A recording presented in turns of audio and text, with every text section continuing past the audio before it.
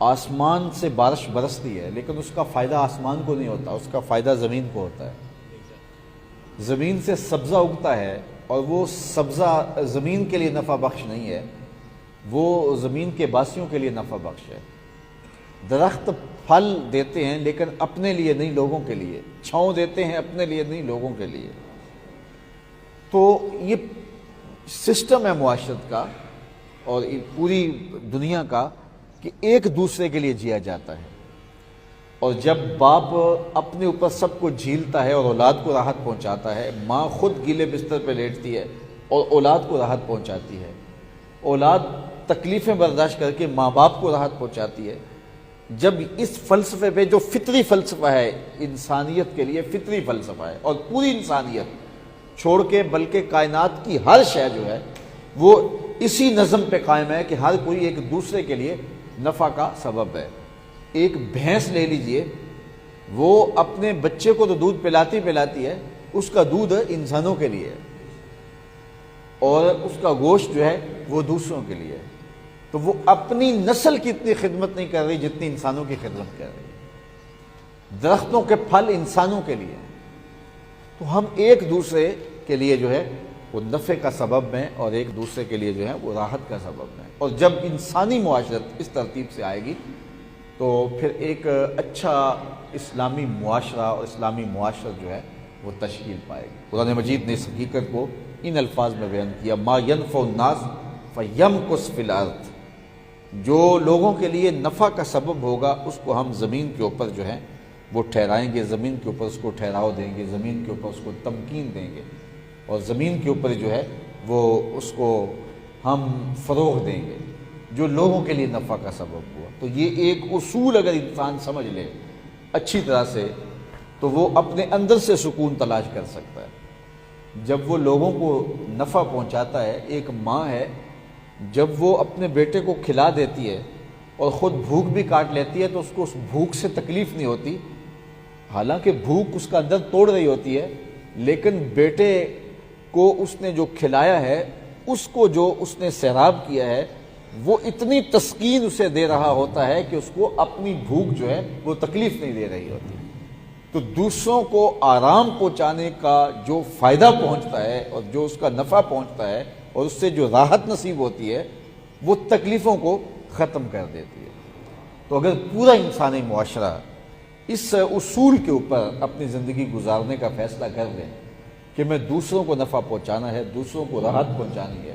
تو اپنے آپ کو میں تکلف میں بھی ڈال لوں گا، تو پھر اس کا نتیجہ یہ ہوگا کہ وہ خود بھی سکون اور طمانینت پائے گا اور خود بھی ایک راحت کی زندگی جو ہے وہ گزارنا شروع کر دے گا۔ ہم اپنی راحت کے لیے دوسروں کو دکھ میں ڈالتے ہیں، اپنا مال اکٹھا کرنے کے لیے لوگوں کا خون نچوڑتے ہیں، اپنی خوشیوں کے لیے لوگوں کو دکھ دیتے ہیں، لوگوں کو اذیت پہنچاتے ہیں، اپنے آرام کے لیے لوگوں کو بے آرام کرتے ہیں، اور پھر جو ہمارا مطلوبہ مقصد ہوتا ہے وہ ہمیں حاصل نہیں ہوتا۔ لیکن اگر ہم لوگوں کے آرام کے لیے اپنے آپ کو بے آرام کریں، لوگوں کو کھلانے کے لیے خود بھوکے رہیں، لوگوں کو راحت پہنچانے کے لیے خود اپنے آپ کو ضرر اور مصیبت میں ڈال لیں، اور لوگوں کا پیٹ پالنے کے لیے خود جو ہے وہ اپنے پیٹ پہ پتھر باندھ لیں، تو پھر ہماری زندگی پرسکون زندگی گزرے گی۔ اس لیے کہ جو طمانینت ہے، جو سکون ہے، وہ باہر سے نہیں پھوٹتا، وہ اندر سے پھوٹتا ہے۔ تو ہمیں یہ ایک زندگی گزارنے کا ڈھب دیا گیا ہے، ہمیں زندگی گزارنے کا یہ ایک اصول دیا گیا ہے۔ چونکہ تزکیہ اعضاء پر بعد 5-6 خطبات جمعۃ المبارک سے ہو رہی ہے، تو یہ ایک خاص نقطہ ہے تزکیہ اعضاء کا، جو تھوڑا سا باریک تو ضرور ہے اور اس کو بڑی حساسیت کے ساتھ سمجھنے کی ضرورت ہے کہ ہم اپنی زبان سے کسی کو گالی نہ دیں، زبان کا تزکیہ کر لیں، زبان کو گالی سے پاک کر لیں، کسی کی غیبت نہ کریں، جھوٹ نہ بولیں، اور جو دیگر زبان کی غلاظتیں اس سے زبان کو پاک کریں، ہاتھ سے کسی پہ ظلم نہ کریں، ہم پاؤں سے کسی کو ٹھوکر نہ دیں۔ یہ تو ہے، لیکن ہمیں جو تزکیے کا حکم دیا گیا ہے اس میں حساسیت اتنی ہے کہ ہم اپنے رویے سے بھی کسی کو تکلیف نہ دیں۔ یہ ہماری شریعت کا مزاج ہے اور یہ ہمیں سبق دیا گیا ہے۔ ہمیں کہا گیا کہ گوشائے چشم سے بھی کسی کا مذاق نہ اڑاؤ، یعنی تم زبان سے کسی کو تکلیف نہیں دیتے ہو، تم کسی کو گالی گلوچ نہیں کرتے ہو،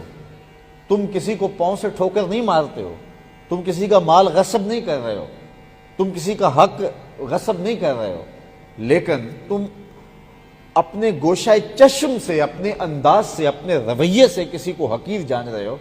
تو ہماری شریعت اسلامیہ تمہیں اس پر بھی قدغن لگاتی ہے کہ تمہارے گوشہ چشم سے بھی کسی کی حقارت کا انداز نہیں پھوٹنا چاہیے۔ دو آدمی بیٹھے ہوں تو ان میں سے ایک آدمی کو الگ کر کے سرگوشی کرنے سے شریعت میں منع کیا ہے۔ کیوں منع کیا ہے؟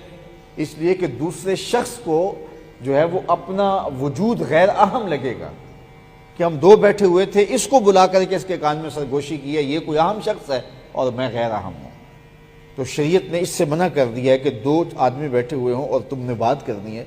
تو اس سے سرگوشی نہ کرو، کیونکہ اس کے قلب کو، اس کے دل کو جو ہے وہ رنج پہنچے گا، اس کو اپنی اہمیت کم دکھائی دے گی کہ میرے سے سرگوشی نہیں کی۔ تو اس کے لیے تم اور موقع تلاش کر لینا اگر ضروری ہے اس سے پردے میں بات کرنے۔